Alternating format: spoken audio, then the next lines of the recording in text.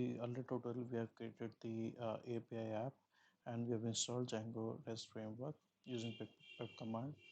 And now, so as we want to make the TODO basic app, so in this webcam, we will be just learning the Django REST framework basic. So for that, at least we need to have some model on which we can work on. So basically, we'll be having one table which will be holding the task name and the task status, whether it is done or not. For that, I need to create a model, right? So inside the API app, just go to the model.py and have this model task name. The model name is to do model, and we have two columns: task name is the varchar, or if, uh, if I talk about in terms of SQL, then it's a varchar type, and in terms of Django, it is character field of length 100. So by default it is not null because you need to have a name of a task eventually, right? And then there's a is done status, whether so by default your task will always be it is a non-done state. When you do it, you just mark it as is done, right? Just save it.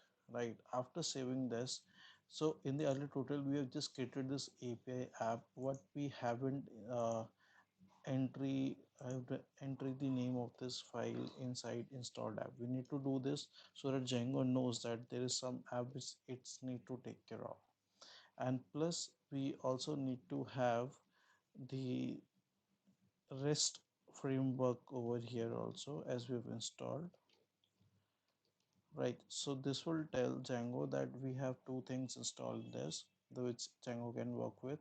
The first is the REST framework, which we already installed in the previous tutorial, and now is the API app, right? Now just save it and try to run Python manage py make migrations. Oh, it's detected as no. Let's first write the name of the app API. Okay, so now it will detect that it has to make some migration for the API app because we have written the model over there. And now run Python manage py migrate. So so you see there are a lot of migrations done at the first time because there are a lot of migrations also from the Django side. So this will happen on from the first side, and you will see that your migration will also be have taken place over here. And if you want to go in deep dive into this, then if you see inside your API app, you see there's a migration folder created and there's initial migration. So basically when you run Python manage to make migrations, then it create this file, and so that it keeps track whether what it needs to take to DB. And when we write Python manage to migrate, then it read this file and make those changes inside your database. So in this tutorial, we have configured Django REST framework inside the installed app, and we have created our Django model.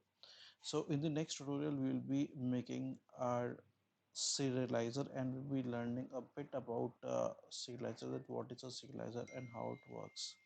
Thank you guys and keep watching.